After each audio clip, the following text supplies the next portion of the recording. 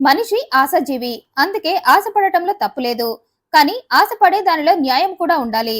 కానీ తన ఆశలో న్యాయం లేకపోయినా అన్యాయంగా అయినా అనుకున్నది సాధించాలని సగం ప్లాన్‌తో సర్వం మునిగిపోయాడో వ్యక్తి. అది 2022 నవంబర్ 29 రాత్రి 8 గంటల టైంలో పోలీస్ స్టేషన్‌కి ఓ ఫోన్ కాల్ వచ్చింది. అందులో ఓ వ్యక్తి చాందుపూర్ రోడ్‌లోని సిద్దాని గ్రామ సమీపంలో ఓ కారు తగలబడుతూ ఉందని, మీరు వెంటనే ఇక్కడకు రావాలని చెప్పాడు. కారు డ్రైవింగ్ సీట్ లో కూర్చున్న వ్యక్తి స్పృహ లేకుండా కూర్చుని ఉన్నాడని చెప్పాడు. ఆ విషయం తెలియగానే పోలీసులు అగ్నిమాపక సిబ్బందితో కొద్దిసేపటికే అక్కడకు చేరుకున్నారు. వాళ్ళు వెళ్లేసరికి ఆ రోడ్డుపై వెళ్లే వాళ్లంతా ఆ కారు మంటలను ఆర్పాలని ట్రై చేస్తున్నారు. ఈలోగా పోలీసులు అగ్నిమాపక సిబ్బంది సాయంతో ఆ కారు మంటలను ఆర్పారు.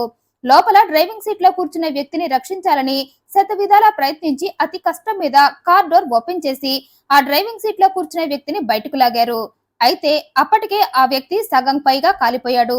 పైగా స్పృహలో కూడా లేకపోవడంతో ఆ వ్యక్తిని వెంటనే హాస్పిటల్ కి తరలించి ఆ కార్ లోపల పరిశీలించగా వారికి ఆ కార్ లో ఓ ఆధార్ కార్డు, పర్సు, ఫోన్ దొరికాయి. అవన్నీ హ్యాండోవర్ చేసుకున్న పోలీసులు అవి బహుశా ఆ కాలిపోయిన వ్యక్తివే అని వాటిని తీసుకుని అతన్ని విచారిద్దామని హాస్పిటల్ కి వెళ్లారు.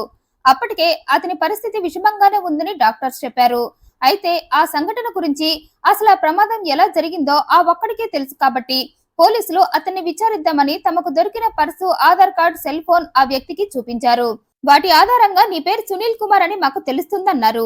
అయితే అది వినగానే ఆ వ్యక్తి సునీల్ కుమార్ నా, అతనెవరు, నా పేరు మదన్ సింగ్ అన్నాడు.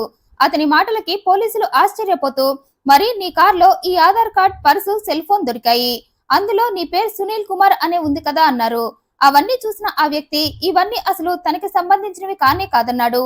పైగా అసలు తను కూర్చున్న కారు కూడా తనది కాదన్నాడు. నాకు అసలు కారే లేదన్నాడు. అయినా నేను ఆ కారులోకి ఎలా వచ్చానో, ఆ మంటలు ఎలా అంటుకున్నాయో నాకు పూర్తిగా గుర్తుకు రావట్లేదన్నాడు. గుర్తున్నంత వరకు చెప్పమన్నారు పోలీసులు. నవంబర్ 29న రాత్రి నేను ఫుల్ గా తాగానని, ఆ తర్వాత ఎవరో ఓ వ్యక్తి నన్ను బలవంతంగా నేను మగతలో ఉండగా ఆ కారులో కూర్చోబెట్టాడని, ఆ తర్వాత మరో వ్యక్తి కార్కి నిప్పంటించి పోయాడని, ఎంత గుర్తు చేసుకున్నా వాళ్ళెవరో, వాళ్ళెందుకు ఈ పని చేశారో నాకు తెలియట్లేదన్నాడు. ఆ తర్వాత ఏం జరిగిందో నాకు అసలు గుర్తుకు రావట్లేదన్నాడు. అదంతా విన్న పోలీసులు ఇదేదో పెద్ద స్కెచ్నే అని, దాని వెనక ఎవరున్నారో మేం తేలుస్తామని ఎంక్వైరీ స్టార్ట్ చేశారు.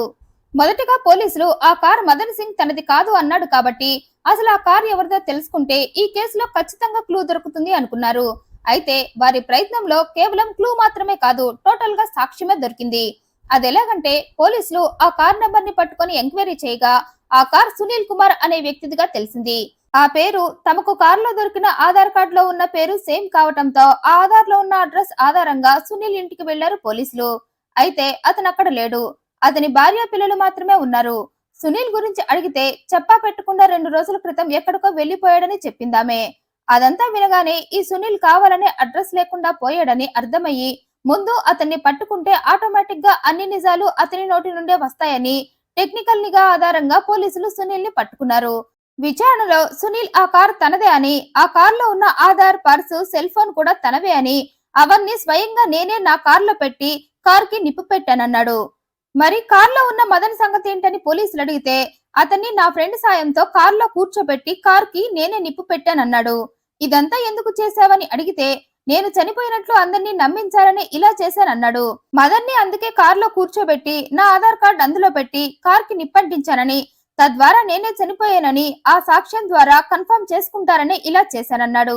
నువ్వు బ్రతికుండగానే చనిపోయినట్లు ఎందుకు చిత్రీకరించాలి అనుకున్నావు? డబ్బు కోసమా? నీ పేరుతో ఉన్న బీమా డబ్బులను కొట్టేయాలని ఇలా ప్లాన్ చేశావా అన్నారు పోలీసులు. సహజంగా ఇలాంటి ప్లాన్స్ డబ్బు కోసమే చేస్తారని, తమ సర్వీస్ లో ఇలాంటి కేసులు చాలానే చూశాం, అందుకే చేశావా, నిజం చెప్పు అనటంతో సునీల్ పెద్దగా ఓ నవ్వు నవ్వాడు. మీరనుకున్నది సగమే నిజం, మీరు ఊహించని నిజం, నాలో దాగి ఉన్న నిజం మరొకటి ఉందన్నాడు. ఏంటా నిజం చెప్పమని పోలీసులు ఒత్తిడి చేయటంతో ఇదంతా నా ప్రియురాల కోసమే చేశారని ఓ బాంబు పేల్చాడు. ప్రియురాల కోసం చేశావా అంటే నీ ప్రియురాలకి మదన్ శత్రువా? ఆమె పగ తీర్చడం కోసం అతన్ని నువ్వు చంపాలి అనుకున్నావా అన్నారు. అయితే అందుకు సునీల్ అసలు మదన్ ఎవరో కూడా నా ప్రియురాలకి తెలీదు, అలాంటప్పుడు ఆమెకు అతనితో శత్రుత్వం ఎలా ఉంటుందన్నాడు.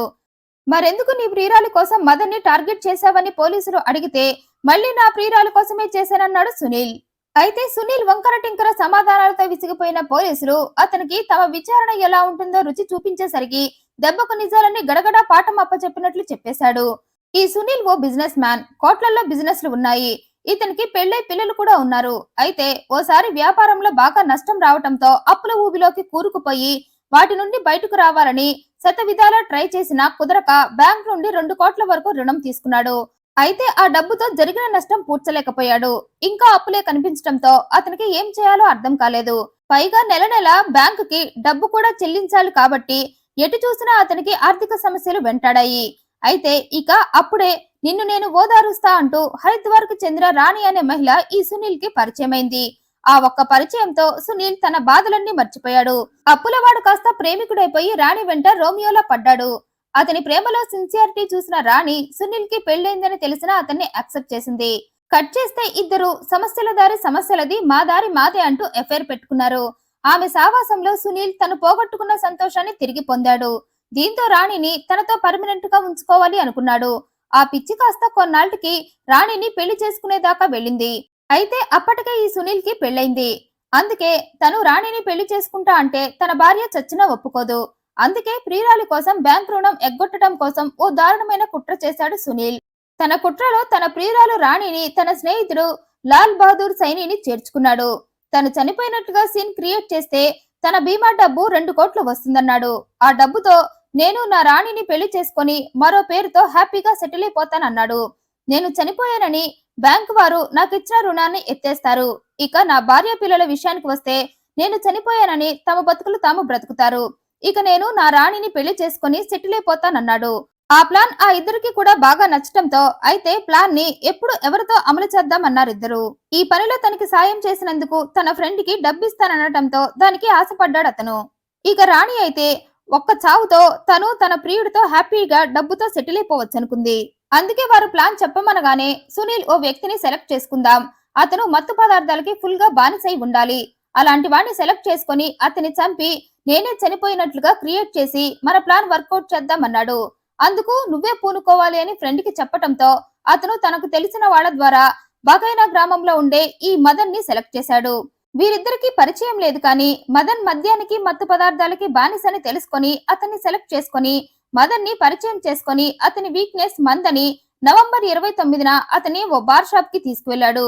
అక్కడ మదన్ మత్తులోకి వెళ్లేంతగా తాగించి ఆ తర్వాత తమ ప్లాన్ ప్రకారం అతన్ని సునీల్ కారులో కూర్చోబెట్టాడు.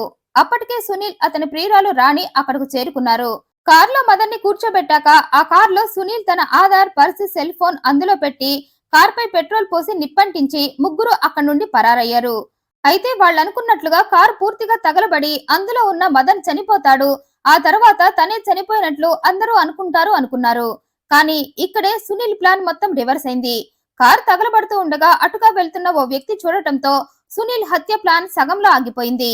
అప్పటికి మదన్ కూడా సగమే కాలిపోయాడు. విషయం తెలిసి పోలీసులు మదన్ ని రక్షించటంతో అతని ప్రాణాలతో మిగిలాడు. ఇక అప్పుడే ఆ కారు ఎవరిదని పోలీసులు ఎంక్వైరీ మొదలుపెట్టి ఆ కార్ నంబర్ ఆధారంగా ఆ కార్ సునీల్ దని తెలుసుకొని అతని కోసం వేట మొదలు పెట్టారు. అప్పటికే సునీల్ పప్పు ఖాన్ అనే పేరుతో నకిలీ ఐడిని సృష్టించుకున్నాడు. తన ప్రియురాలికి కూడా మరో పేరుతో ఆధార్ ని సృష్టించాడు. తన బీమా డబ్బులతో ఇద్దరు పారిపోయి వాటితో కొత్త లైఫ్ స్టార్ట్ చేద్దాం అనుకుంటూ ఉండగా వారి ప్లాన్ రివర్స్ అయ్యి పోలీసులకు దొరికిపోయారు. విచారణలో సునీల్ తన ప్రియురాలతో పర్మనెంట్ గా సెటిల్ అవ్వాలంటే ఆమెను పెళ్లి చేసుకోవడం ఒక్కటే దారని, అందుకే తన వివాహాన్ని తన చావుతో రద్దు చేసుకుని ఆ వచ్చిన బీమా డబ్బుతో బ్యాంక్ రుణం ఎత్తేసి ప్రియురాలతో జీవితాంతం హ్యాపీగా గడపాలనే ఇదంతా చేశానని పోలీసులకు చెప్పాడు. దీంతో పోలీసులు సునీల్ తో పాటు సునీల్ ప్రియురాలు రాణిని, అతనికి సాయం చేసిన స్నేహితుడిని టోటల్ గా ముగ్గురిని అరెస్ట్ చేశారు. ఈ వీడియోపై మీ అభిప్రాయాన్ని కమెంట్ రూపంలో తెలియజేయండి. మరింత ఇంట్రెస్టింగ్ అండ్ జెన్యూన్ ఇన్ఫర్మేషన్ కోసం ఈ వీడియోని లైక్ చేయండి, షేర్ చేయండి, మా ఛానల్ సబ్స్క్రైబ్ చేయండి. Thank you for watching.